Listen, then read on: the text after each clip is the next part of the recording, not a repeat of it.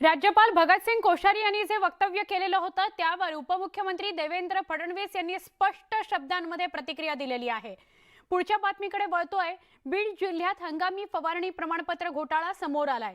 या घोटाळ्या प्रकरणी आरोग्यमंत्री तानाजी सावंत यांच्याकडून घोटाळेबाजांवर कारवाई करताना दुजाभाव केला जात असल्याचा आरोप सामाजिक कार्यकर्ते गणेश ढवळे यांनी केलाय। गणेश ढवळे यांचं असं म्हणणं आहे की तानाजी सावंत दुजाभाव करतायत। प्रमाणपत्र देणाऱ्यांवर कारवाई कधी होणार आणि ती कारवाई होत असेल तर ती दुजाभावानं होतीये। बीड जिल्हा हिवताप अधिकारी कार्यालयातून बनावट प्रमाणपत्र घेणाऱ्या 69 जणांवर गुन्हे दाखल झाले। बनावट प्रमाणपत्र देणाऱ्या आरोग्य विभागातील तिघांना केवळ कारणे दाखवा नोटीस बजावण्यात आली आहे। त्यामुळे कारवाई करताना आरोग्य मंत्र्यांकडून दुजाभाव केला जातोय असा गंभीर आरोप केला जातोय। बीड जिल्हा हिवताप अधिकारी कार्यालयातून 2017 ते 2021 या कालावधीत 69 लोकांना हंगामी फवारणी बनावट प्रमाणपत्र देण्यात आलं।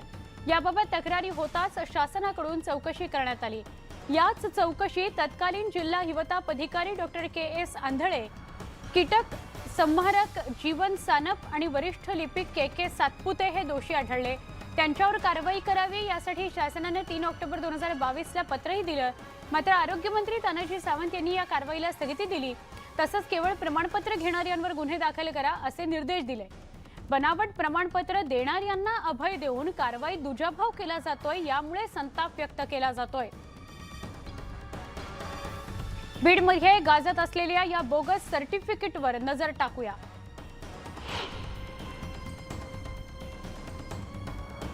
बीडमध्ये हंगामी फवारणी प्रमाणपत्र घोटाळ्या प्रकरणी 69 जणांवर गुन्हे दाखल करण्यात आले। तसंच आरोग्य विभागातील 3 अधिकाऱ्यांना कारणे दाखवा नोटीस बजावण्यात आली। पण या 3 अधिकाऱ्यांवर कारवाईत दुजाभाव केल्याचा आरोप करण्यात येतोय, कारण त्यांच्या कारवाईला स्थगिती देण्यात आली। 2017 ते 2021 या कालावधीत झालेल्या बोगस प्रमाणपत्र वाटपात हिवताप अधिकारी डॉक्टर के.एस. आंधळे, कीटक संहारक जीवन सानप आणि वरिष्ठ लिपिक के.के. सातपुते हे दोषी असल्याचं सांगण्यात येत आहे। मात्र या अधिकाऱ्यांना शासनानं अभय दिल्याचा आरोप केला जातोय।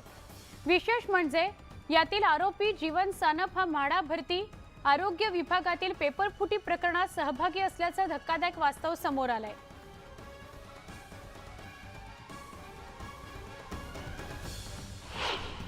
शासनाच्या आदेशानुसार गुन्हा दाखल झालेला आहे पोलिसांमध्ये, शिवाजीनगर पोलीस स्टेशनमध्ये।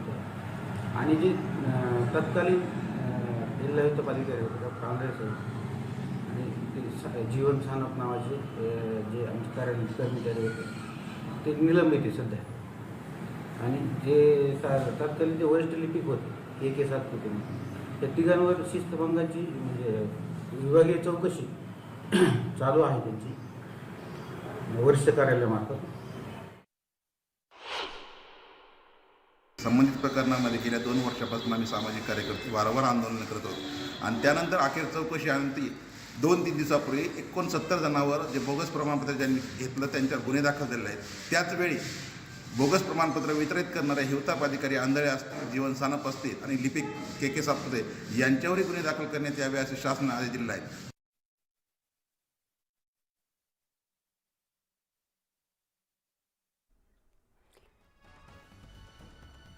आमचे प्रतिनिधी सुरेश जाधव यांच्याकडून अधिक माहिती घेऊया। सुरेश जाधव, प्रमाणपत्र घेणाऱ्या 69 व्यक्तींवर कारवाई होते, गुन्हे दाखल होतात, पण देणारे दोषी आढळून सुद्धा स्थगिती दिली जाते, याला काय म्हणायचं? बीड जिल्ह्यामध्ये आरोग्य भरतीमध्ये या अगोदरही घोटाळा समोर आला होता आणि जो हिवताप हंगामी हिवताप कर्मचारी म्हणून जी प्रमाणपत्र बोगस दिली गेली त्यात 69च नाही तर या प्रमाणपत्राची संख्या खूप मोठी आहे। यात विशेष म्हणजे 69 जण हे आरोग्य भरतीमध्ये जॉईन झालेले होते आणि त्यांच्यावरती ही कारवाई केली गेली आहे।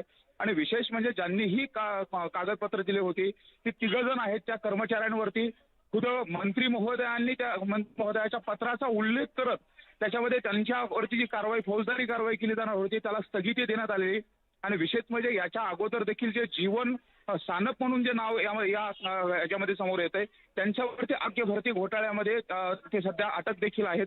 म्हणजे एकंदरीतच या प्रकरणाची जर व्याप्ती पाहिली तर खूप मोठी आहे। मात्र या घोटाळेबाजांना पाठीशी घालणारे कोण आहे यामध्ये जे हिंगोलीचे आमदार आहेत यांनी देखील मंत्री महोदयाकडे तसं पत्र दिलं होतं की यांच्यावरती जी कारवाई आहे ती स्थगित करण्यात यावी आणि नवीन आदेश काढण्यात यावा. म्हणजे आदेशाला देखील त्यांनी चुकीचं ठरवलं होतं.